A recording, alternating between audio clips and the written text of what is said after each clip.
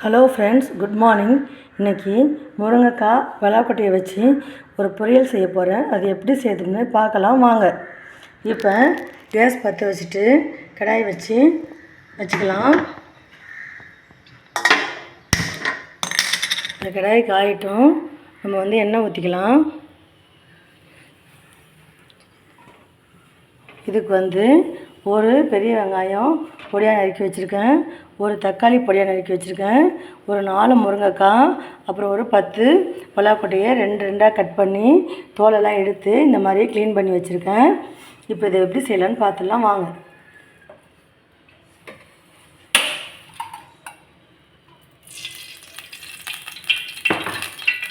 தேவையான அளவு எண்ணெய் ஊற்றிக்கோங்க.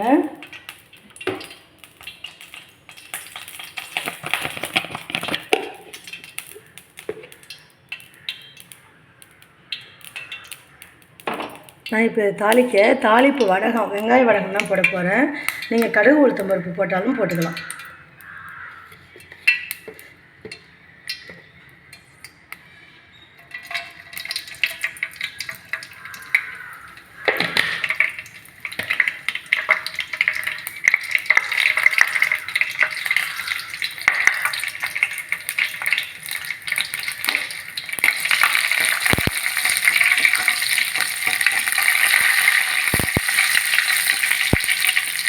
பொரிஞ்சிச்சு.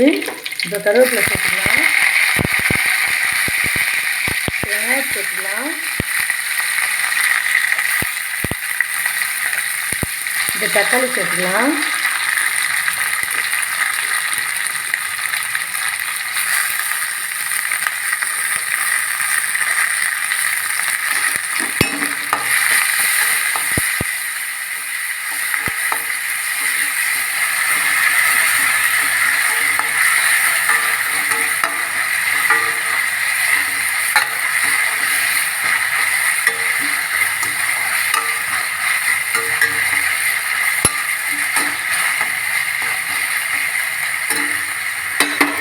தக்காளி வதங்கிடுச்சு. இப்போ தேவையான அளவு தண்ணி ஊற்றிக்கலாம். இப்போ இதில் இந்த பலாக்கொட்டையும் முருங்கைக்காயும் சேர்த்துக்கலாம்.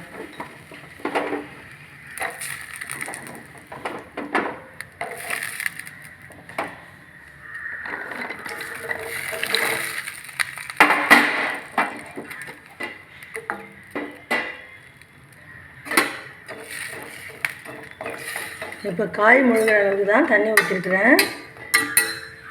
இப்போ அதுக்கு தேவையான அளவு உப்பு போட்டுக்கலாம்.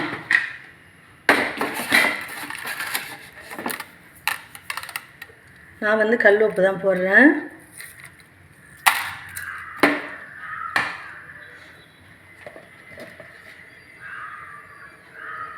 மஞ்சத்தூள் போட்டுக்கலாம்.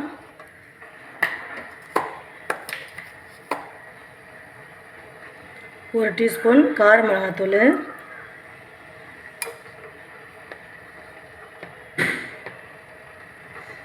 ஒரு டேபிள் ஸ்பூனு குழம்பு மிளகாத்தூள்,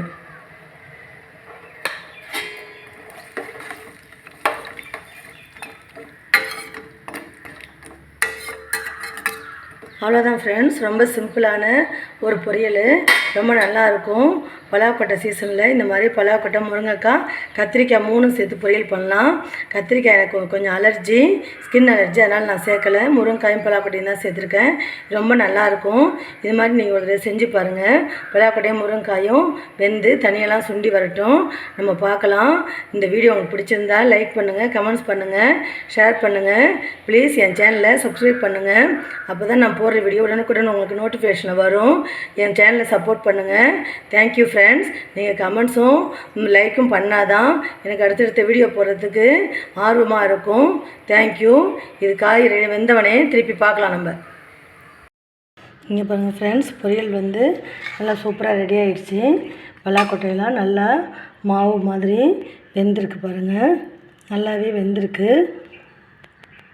இந்த பொரியல் சாம்பார் சாதம், தயிர் சாதம், ரசம் சாதம் எல்லாத்துக்குமே நல்லாயிருக்கும். நீங்கள் இந்த மாதிரி ஒரு தடவை ட்ரை பண்ணி பாருங்கள். எப்படி இருந்துச்சு எனக்கு கமெண்ட்ஸில் சொல்லுங்கள். நல்லா மாவு மாதிரி பலாக்கொட்டை வெந்துருச்சு. உப்பு காரம்லாம் ஏறி ரொம்ப டேஸ்ட்டாக இருக்கும்.